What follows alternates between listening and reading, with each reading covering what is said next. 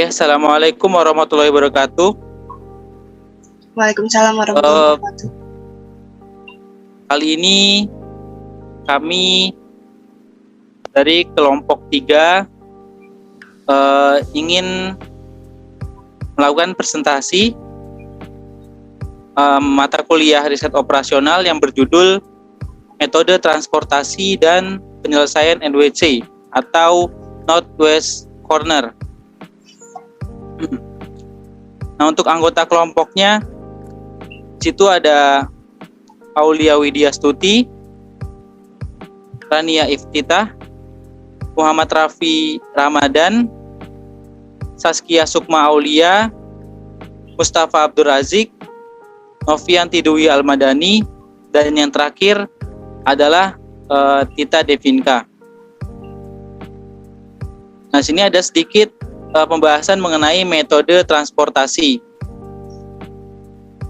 Metode transportasi merupakan suatu metode yang digunakan untuk memilih jalur pengiriman atau distribusi sejumlah barang atau produk yang sama dari lokasi sumber barang atau supply menuju lokasi kemana tersebut akan dikirimkan atau demand dengan biaya sekecil mungkin atau minimum cost. Selanjutnya, ciri-ciri persoalan metode transformasi yang pertama itu terdapat sejumlah sumber dan sejumlah tujuan.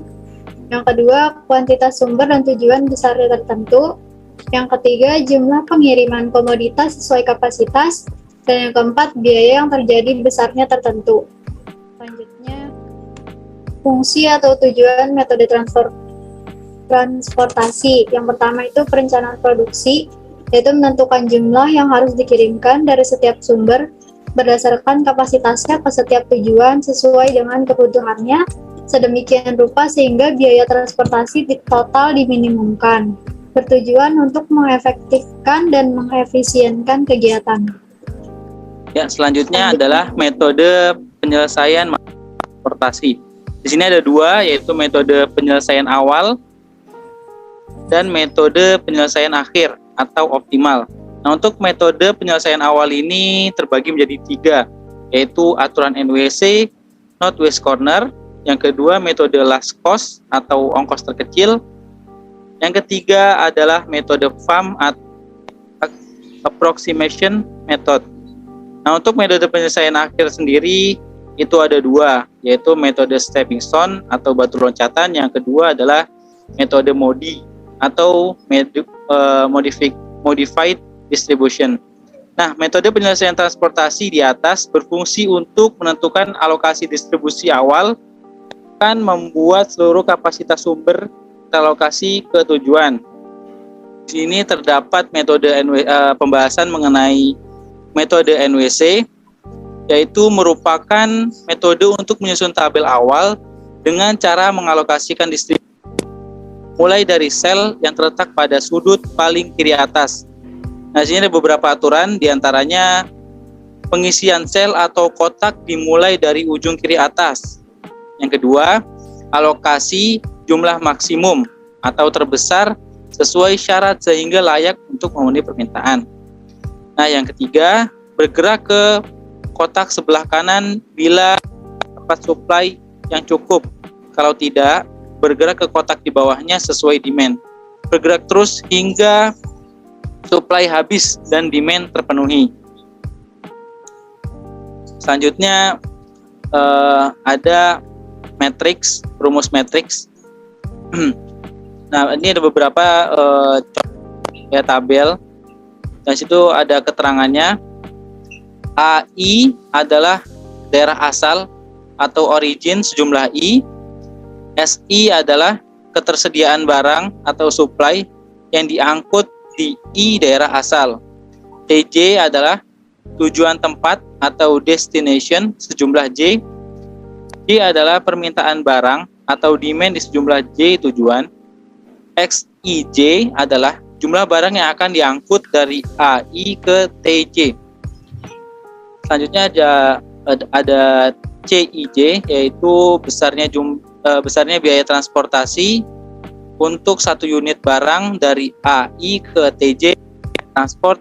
C IJ X dikali XI. Nah, itu ada jumlah permintaan sama dengan jumlah ketersediaan. Selanjutnya, kasus metode transportasi. Oke, untuk kasusnya akan saya jelaskan. Di sini ada contoh dari suatu perusahaan semen yang punya 3 pabrik di 3 tempat yang berbeda, yaitu P1, P2, P3. Dan kapasitas masing-masing itu ada 150, 80, dan 70 ton per bulan untuk semen yang dihasilkan dikirim ke 3 lokasi penjualan, yaitu ke G1, G2, dan G3 dengan permintaan penjualan masing-masing yaitu 120, 90, dan 90 juga.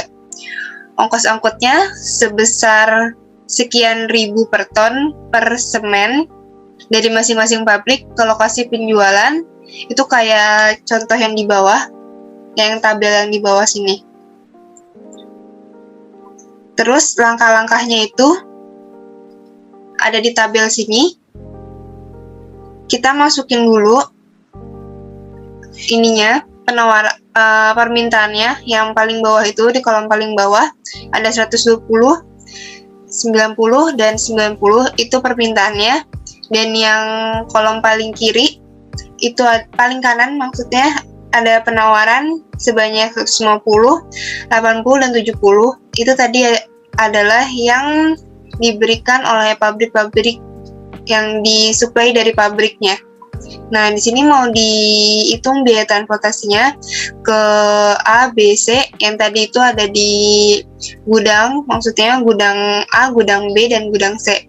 Nah, di sini yang di kolom pertama di A1 itu biaya transportasinya sebanyak 10, yang di B1 sebanyak 5, C1 sebanyak 5 juga, yang di A2 sebanyak 15, B2 10, C2 12, yang di A3 ada 3, B3 ada 9, C3 ada 10.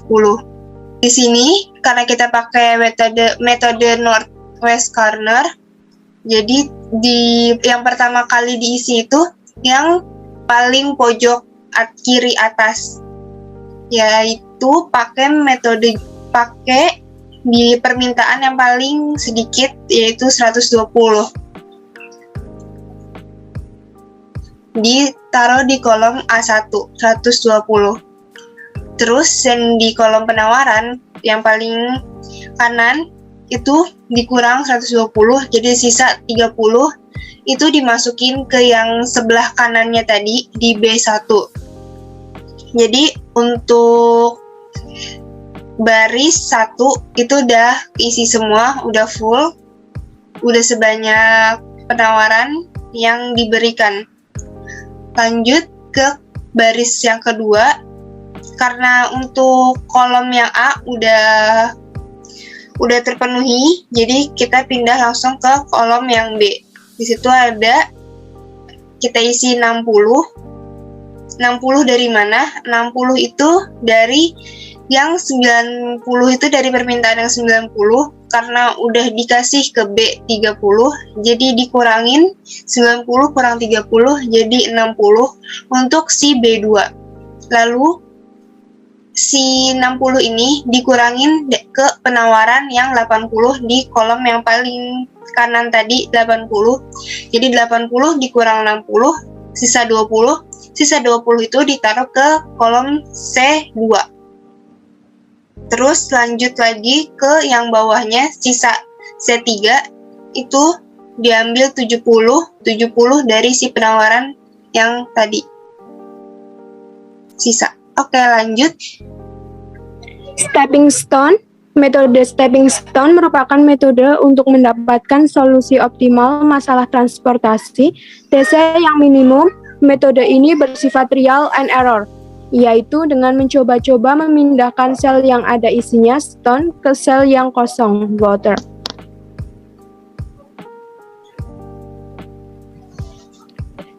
Kemudian untuk perhitungan stepping stone dimulai dari sel yang kosong dan perhitungannya seperti perputaran jarum jam. Untuk C1 sama dengan 5 min 12 plus 10 min 5 sama dengan min 2. Untuk A2 sama dengan 15 min 10 plus 5 sama minus 10 sama dengan 0. Untuk A3 sama dengan 3 minus 10 plus 5 minus 10 plus 12 sama dengan minus 10. Untuk B3 sama dengan 9 minus 10 plus 12 minus 10 sama dengan 1. Selanjutnya. Oke, saya lanjutkan. Karena terdapat hasil yang negatif, maka alokasikan produk dari nilai negatif terbesar tersebut yang dilihat adalah dari isi sel tersebut. Tambahkan dan kurangkan isi sel tersebut dengan melihat isi sel yang memiliki nilai yang paling kecil. Contohnya ada di bawah ini, yaitu tabel relokasi tahap 1. Di pabrik 1A, 1 kolom A ada 120 isinya. Yang 1B isinya ada 30, yang 2B ada 60, 2C ada 20, 2B ada 60, 2C ada 20, yang 3C ada 70. A3 dikurang A1 tambah B1 dikurang B2 tambah C2 dikurang C3, maka A3 sama dengan 0 ditambah 20 sama dengan 20, A1 sama dengan 120 dikurang 20 sama dengan 100, B1 sama dengan 30 tambah 20 sama dengan 50, B2 sama dengan 60 dikurang 20 sama dengan 40, C2 sama dengan 20 ditambah 20 sama dengan 40, C3 sama dengan 70 dikurang 20 sama dengan 50. Oke, next slide. Menghitung biaya transportasi. Tabel biaya transportasi optimum tahap satunya yaitu, dikarenakan tadi hasilnya sudah diketahui sama 100, itu dari mana? Itu yang A1A-nya didapat dari yang 120 dikurang 20, 1B-nya dapat dari 30 ditambah 20. Yang nomor 2B itu dari 60 dikurang 20 hasilnya jadi 40. Yang 2C hasilnya dari 20 ditambah 20 sama dengan 40. Yang 3A 0 ditambah 20 jadi 20. Yang 3C 70 dikurang 20 jadi 50. Oke, next slide. Menghitung biaya transportasinya yaitu A1 jadi 100 dikali 10 sama dengan 1000, 20 dikali 3 sama dengan 60, 50 dikali 5 jadi 250, 40 dikali 10 jadi 400, 40 dikali 12 sama dengan 480, 50 dikali 10 jadi 500. Totalnya yaitu 2.690. Berdasarkan alokasi barang seperti yang telah disusun pada tabel di atas, maka diperoleh biaya transportasinya adalah 2.690.000. Terima kasih teman-teman semuanya. Demikian sedikit presentasi dari kelompok kami, kelompok 3.